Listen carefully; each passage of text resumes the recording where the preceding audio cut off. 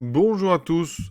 Aujourd'hui, étude de fonctions. On va déterminer la plus grande valeur de la racine énième de n, avec n, évidemment, un entier naturel non nul. Donc pour ça, comment va-t-on procéder?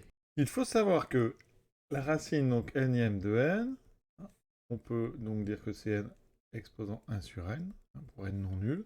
Et donc sous la forme exponentielle, ça va donner exponentielle de 1 sur n, ln de n. D'accord? Donc ici, on peut l'écrire aussi ln sur n. Donc l'idée, c'est qu'on va introduire une fonction. Cette fonction, on va prendre son expression égale à exponentielle ln de x sur x, et donc elle est définie sur r plus étoile. Elle est assez simplement et évidemment dérivable, donc f est dérivable, c'est une composée de fonction de f, dérivable donc sur r plus étoile, donc 0 plus l'infini. C'est une dérivée assez simple à calculer puisque c'est exponentielle de u, donc u', il va falloir dériver ln de x, donc là j'aurai la dérivée de ln de x fois exponentielle de ln de x sur x. Alors ça c'est toujours un strictement positif, hein. On sait qu'un exponentiel c'est toujours strictement positif, donc ici je dois mettre la dérivée de ln de x sur x, donc c'est un quotient u', 1 sur x fois x, moins donc la dérivée de x fois ln de x sur x au carré. Donc en haut ça me donne 1 sur x fois x, donc 1 moins ln de x sur x carré, exponentielle donc de ln de x sur x. Le signe, donc, hein, j'ai rappelé qu'ici l'exponentielle c'était strictement positif. X carré c'est strictement positif, hein, sur R plus étoile. Il y a juste le 1 moins ln de x. Alors, 1 moins ln de x, ça s'annule quand x égale à E. Et ici, on s'aperçoit c'est décroissant, ln est croissant, moins ln est donc décroissant.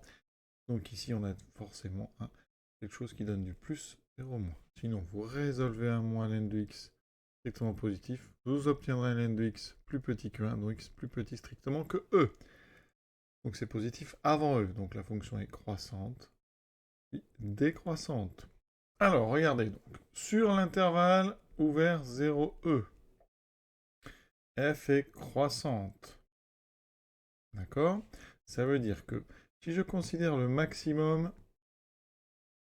de l'ensemble, donc constitué des racines nième de n, avec ici, donc, on est n appartenant à 0, ça veut dire que n appartient à soit il est égal à 1, soit il est égal à 2. Hein. Ce maximum, il est réalisé parce que f est croissante par le plus grand, ici, entier, donc ça sera 2 racines, donc la racine carrée de 2, donc racine de 2. Ça, c'est pour l'intervalle 0e. Ensuite, sur l'intervalle e plus l'infini, la fonction f est décroissante. Ça veut dire que le maximum des racines nième de n, quand n donc appartient à l'intervalle d'entier, alors là ça va commencer à 3, voilà, et bien là ça sera donc réalisé par la racine cubique de 3, d'accord? Donc notre maximum pour l'ensemble global, donc n étoile, ça sera le maximum des deux, c'est-à-dire le plus grand entre racine de 2 et racine cubique de 3. Voilà, maximum donc des racines de n pour n important en étoile, c'est le maximum entre racine de 2 et racine cubique de 3. Pour déterminer ce max, regardez, on pose a égale racine de 2, b égale racine cubique de 3.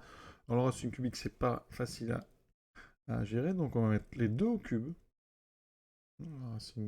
La fonction cube, c'est strictement croissant, donc ici on pourra, les images vont être rangées dans le même ordre, et les antécédents aussi. Regardez, a cube, ça fait donc racine de 2 au cube, ça fait racine de 8, donc 2 racines de 2, b au cube, ça fait 3.